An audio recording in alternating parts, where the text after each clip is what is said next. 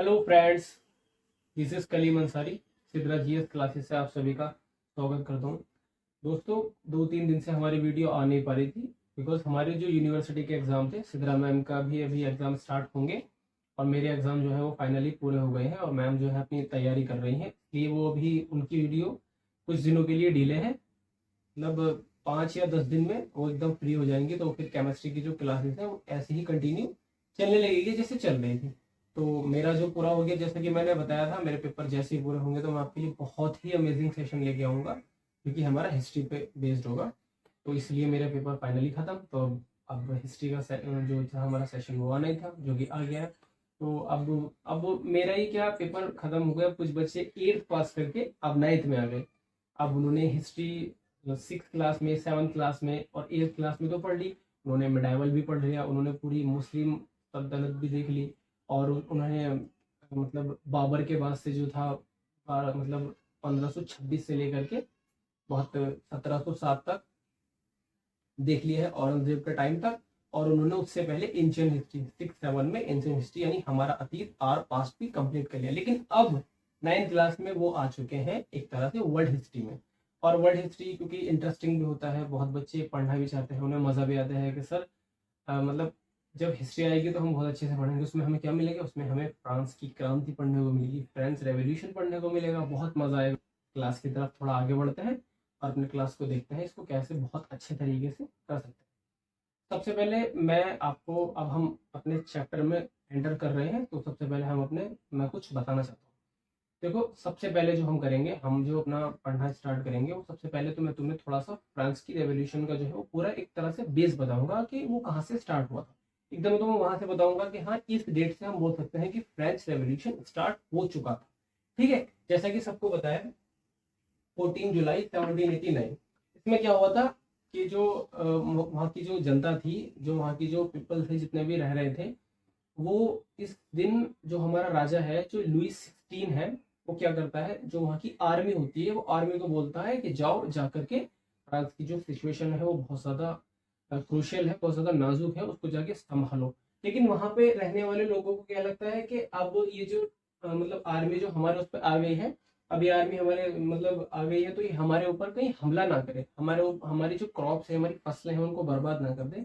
इन सब चीज़ों के डर की वजह से आर्मी के विरुद्ध एक तरह से उनके अगेंस्ट में जितने भी पीपल हैं वो वॉर छेड़ देते हैं और लड़ना कर देते हैं। वो समझते हैं कि क्यों ना ईद का जवाब पत्थर से दिया जाए। तो इसी तरह से जैसे ही आर्मी उनकी तरफ में कूच करती है, उनकी तरफ पहुंचती है आर्मी, तो वो भी आर्मी के साथ में वो करते हैं और बैस्टाइल के किले को एकदम खत्म कर देते हैं, मतलब एकदम ध्वस्त कर देते हैं, डिस्ट्रॉय कर देते हैं।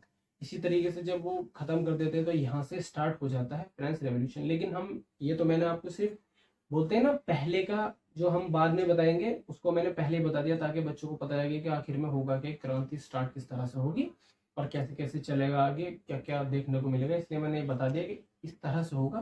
14 जुलाई आएगी, किले पे हमला होगा, किले को तोड़ फोड़ कर दिया जाएगा और वहाँ पे जितने भी ये के अंदर जितने भी स्लेव थे, वो मतलब उन्होंने सोचा तो ये था कि स्लेव बहुत सारे होंगे, बहुत काफ़ी मात्रा में या बहुत ज़्यादा क्वांटिटी में वो होंगे, नंबर्स ऑफ स्लेव्स वहाँ पे अवेलेबल होंगे। लेकिन ऐसा नहीं है, सिर्फ 7 ही स्लेव उसके अंदर से मिल पाते हैं और जितना भी फोर्ट के अंदर गोला बारूद हथियार होता है वो सारा उसमें से ले लेते हैं और यहाँ से स्टार्ट हो जाता है हमारा फ्रेंच रेवोल्यूशन, फ्रांस की क्रांति। तो सबसे पहले इसमें कुछ हेडिंग्स है, तो हम एकदम हेडिंग एक एक करके, सबसे पहले हेडिंग बताऊंगा, हेडिंग के अंदर क्या होगा, एक एक वर्ड के बारे में, एक एक कोई भी कीवर्ड होगा उसको आराम से हम डिस्कस करते जाएंगे और इसी तरह अपनी क्लास की तरफ आगे बढ़ते जाएंगे। तो ये तो मैंने बता दिया, हम अपने लेक्चर को है जो वो 2 पार्ट में डिवाइड करेंगे, जिसमें से एक प्री 14 जुलाई 1789 होगा, एक पोस्ट 14 जुलाई 1789 होगा। मतलब कि एक बार 14 जुलाई 1989 से पहले का और एक बार हम पढ़ेंगे 14 जुलाई 1989 के बाद का। तो सबसे पहले हमारी एक हेडिंग है, अब हम बिल्कुल स्टार्ट कर रहे हैं और एकदम स्टार्टिंग से स्टार्ट कर रहे हैं। पहली बात जो हम इसमें देखने जा रहे हैं वो ये है, इसमें देखेंगे हम, पहली हेडिंग है हमारी the struggle to survival subsistence crisis. बच्चों के दिमाग में यार होगा सर ये तो समझ में आ गया कि मतलब स्ट्रगल तो कर रहे हैं लेकिन किस चीज के लिए, ये तो समझ में आ रहा है कि जब स्ट्रगल वर्ड यहाँ पे आ गया है, यहाँ पे अगर स्ट्रगल वर्ड आ गया है तो जरूर हम किसी ना किसी चीज के लिए, वो लोग किसी ना किसी चीज के लिए स्ट्रगल कर रहे होंगे।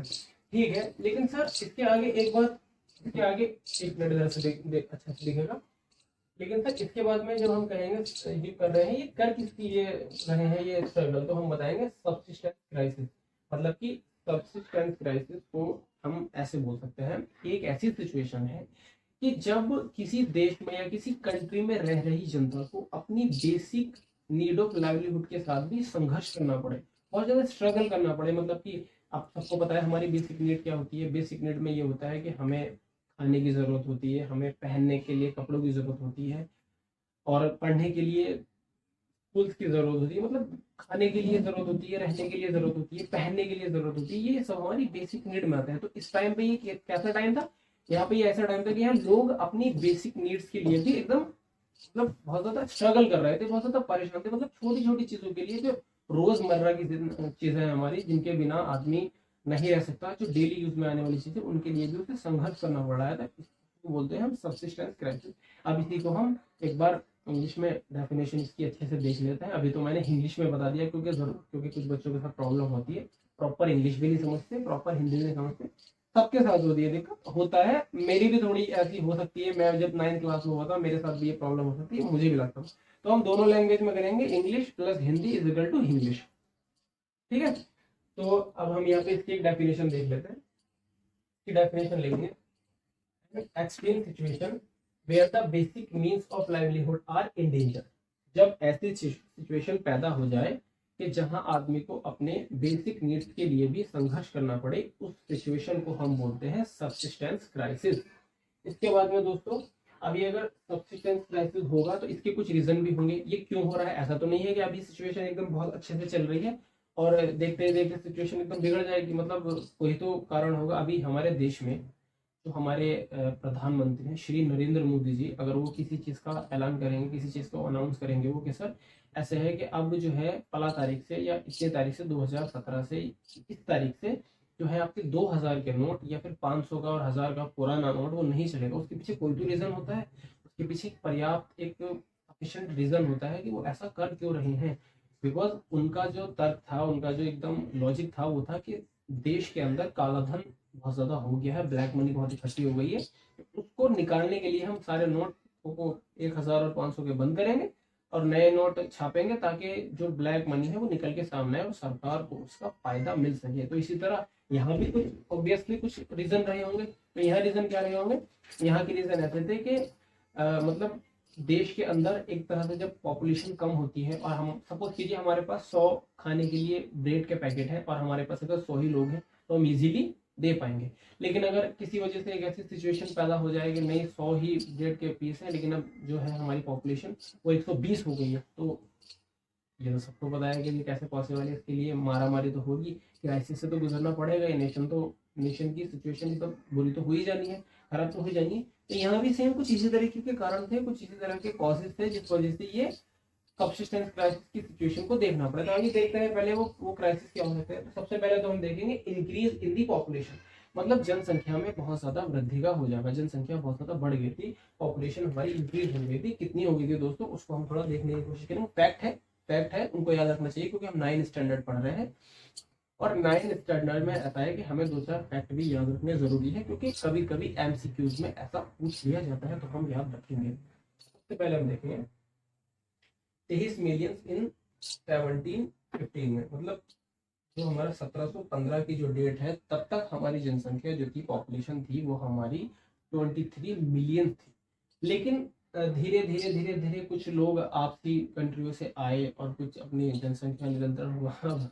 जनसंख्या की हम क्या बात करें, हमारा देश ही पहले नंबर पे आ गया है, हमने चाइना को पछाड़ दिया है। तो वो दोस्तों मजाक के लिए एक अच्छी बात है, ये मजाक के लिए हम कर सकते हैं, बट एक्चुअल में अगर देखा जाए देश की सिचुएशन को देखते हुए बहुत ज़्यादा जनसंख्या का विस्तार, मतलब कम से कम इतनी जनसंख्या का विस्तार कि हमारे जो संसाधन है, हमारे जो रिसोर्सेज हैं, वो एकदम उस पर हमारी जनसंख्या हावी हो जाए और वो हमारे जो रिसोर्सेज है, हमारी जो पॉपुलेशन को एकदम उसकी नीड को फुलफिल करने में बोलते हैं ना एकदम, मतलब सही ढंग से अपना आप को कर ना पा रहे हो, मतलब वो एकदम कैपेबल ना हो, उसको करने पोटेंशियल नहीं हो कि वो इतनी सारी नीड्स को, इतनी सारी पॉपुलेशन को खिला सके, उनको भरण पोषण कर सके। तो इसी तरह दबाव बढ़ जाता है और इसी दबाव की वजह से सारे देश प्रॉब्लम झेल रहे हैं और हमारे देश में भी ये प्रॉब्लम कहीं ना कहीं बहुत ज़्यादा बड़ी है। तो चलो अपने देश की बात हम ये बाद में करेंगे, पहले हम फ्रांस की क्रांति को देख लेते हैं।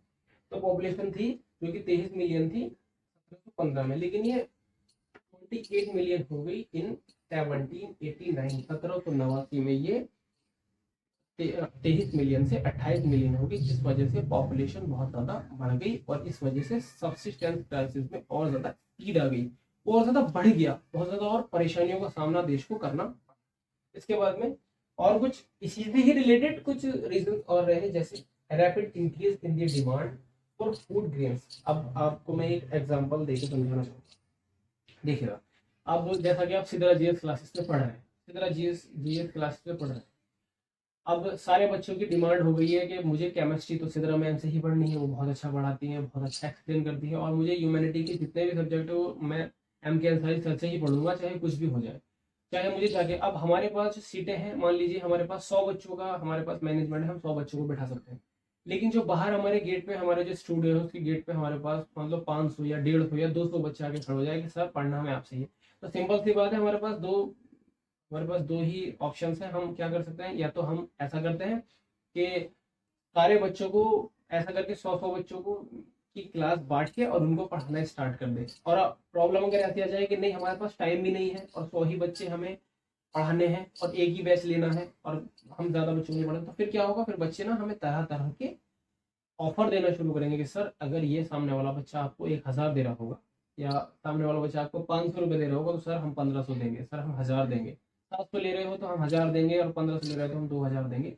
तो इस तरह क्या होगा, सिद्रा जीएस क्लासेस की डिमांड बढ़ रही है और डिमांड की वजह से क्या हो रहा है, हम बच्चे हमें लालच दे रहे हैं और हमें इतनी भारी डिमांड को देखते हुए हमें लग रहा है कि यार हमारी डिमांड बहुत ज्यादा है, हमारा पढ़ाया हुआ बच्चे बहुत पसंद कर रहे हैं, हम मार्केट में बहुत अच्छा कर रहे हैं, तो हमें भी क्या करना चाहिए, हमें प्राइस बढ़ा देना चाहिए। तो इसका जो प्रॉब्लम है, जो सिचुएशन, जो इस सब सिचुएशन से, इस पूरी सिचुएशन से तो एक और सिचुएशन जो बन के तैयार होगी, उसका जो रिजल्ट है वो रिजल्ट टाइम ये आएगा कि कहीं ना कहीं वो बच्चे जो बेचारे इकोनॉमिकली वीक हैं, आर्थिक रूप से सही नहीं है, कहीं ना कहीं उन पर ज्यादा बर्डन बढ़ जाएगा।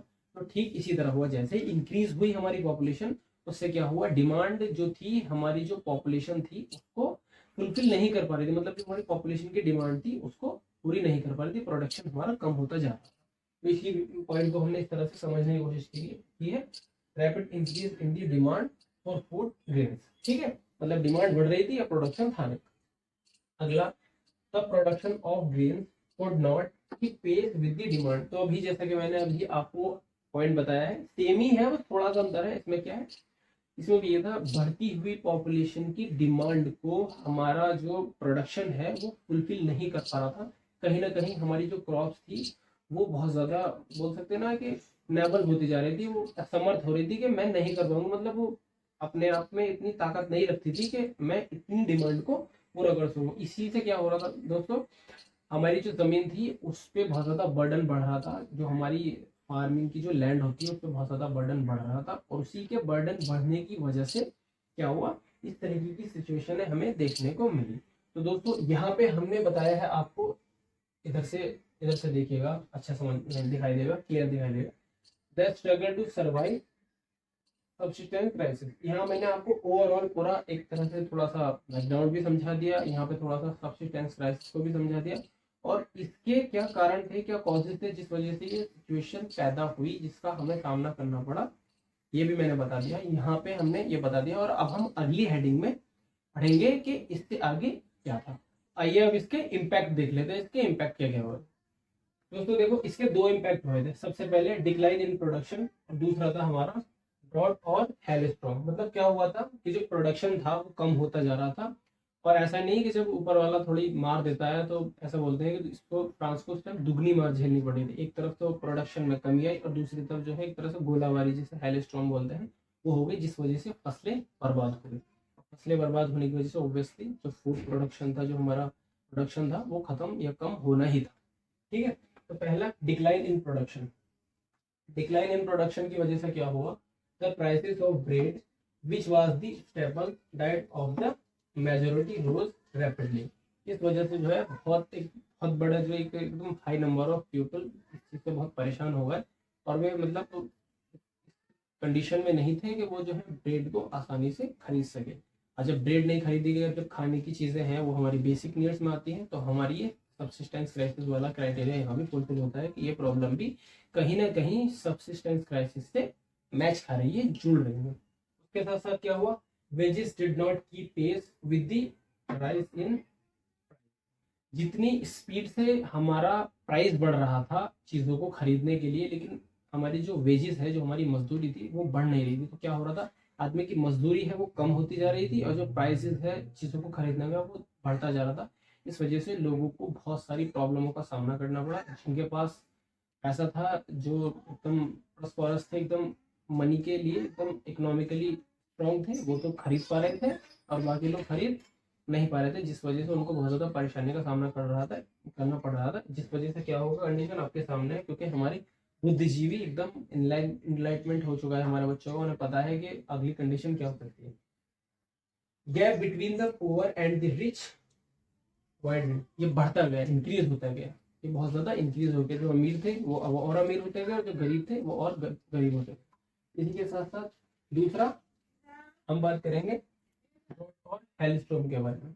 ड्रॉट ऑफ हेलस्टॉर्म में क्या हुआ था, इसमें जो फर्दर रिड्यूस दी हार्वेस्ट, मतलब एक तो ऑलरेडी हमारी जनसंख्या, हमारी पॉपुलेशन बहुत ज्यादा होने की वजह से हमारा जो प्रोडक्शन था वो वैसे ही बहुत कम हो रहा था, और उसी के वजह से और दुगनी मार ये हुई फ्रांस पे, वहाँ की जनता को और ज़्यादा सब्सिस्टेंस क्राइसिस में जो घेर लिया, और जो ज़्यादा उनकी जो बोलते हैं ना सिचुएशन एकदम भयानक हो गई, वो इस वजह से कि उन्हें हेलस्टॉर्म और ड्रॉट जैसी सूखा और गोलाबारी जैसी चीज़ों का सामना करना पड़ा, जिस वजह से फसलें बर्बाद हो गई। उसके कुछ इम्पैक्ट थे जो क्या हुई वो हम देखेंगे अपनी क्लास में, में मतलब सॉरी क्लास कह रहा हूँ, मतलब इसको आगे बढ़ते हुए देखेंगे हम कि अगला बात क्या हो सकती है, और क्या क्या इसके जो है रिजल्ट निकल गया है, क्या हुआ था।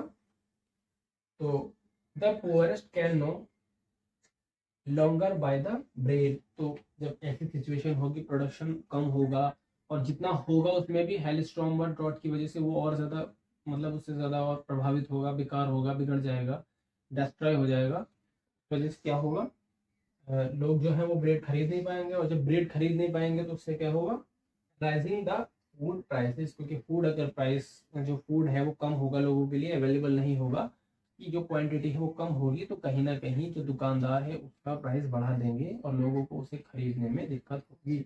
इस वाले डायग्राम में यही बताने की कोशिश की जा रही है। इसके बाद में स्कैरसिटी ऑफ ग्रेन्स, चीज़ों का रख रखाव भी ठीक से मैनेज नहीं हो पाया। बैड हार्वेस्ट, ऑब्वियसली जब ये इतनी भारी मार झेलनी पड़ेगी, इधर जनसंख्या, इधर ड्रॉट ऑफ हेलस्टॉर्म जैसी परेशानियों को झेलना पड़ेगा, तो ऑब्वियसली बैड हार्वेस्ट तो हो गई। अब बैड हार्वेस्ट होने की वजह से, इन सब सिचुएशनों की वजह से क्या होगा, यहाँ पे वीकर बॉडीज, जब लोगों को पेट भर खाना नहीं मिलेगा, उनके पास में इतने पैसे नहीं होंगे, सफिशिएंट इनसफिशिएंट बैलेंस होगा ताकि वो अपनी बेसिक नीड्स को पूरा कर सके, सब्सिस्टेंस क्राइसिस से बाहर आ सके, वो किसी तरह बच सके, वो कर नहीं पा रहे हैं, तो उसकी का जो रिजल्ट है वो क्या आएगा, वीकर बॉडीज होंगी, और वीकर बॉडीज होंगी तो जो फूड है उस पर क्या होगा, राइट्स होंगे, फूड राइट्स होंगे। फूड राइट्स समझते हो क्यों होते, जब ऐसा होता है आदमी भूखा होता है, आदमी के पास पैसे नहीं होते, कोई कहावत आपने सुनी होगी, मरता क्या नहीं करता। तो जब ऐसी सिचुएशन होती है कि फूड कम होता है, लोगों को खाने के लिए नहीं मिलता, और भूख से लोग तड़पते हैं, एकदम बोलते हैं, बहुत ज़्यादा भयानक स्थिति पैदा हो जाती है, भयानक ही कहेंगे, क्योंकि ऐसा दौर फ्रांस ने देखा है।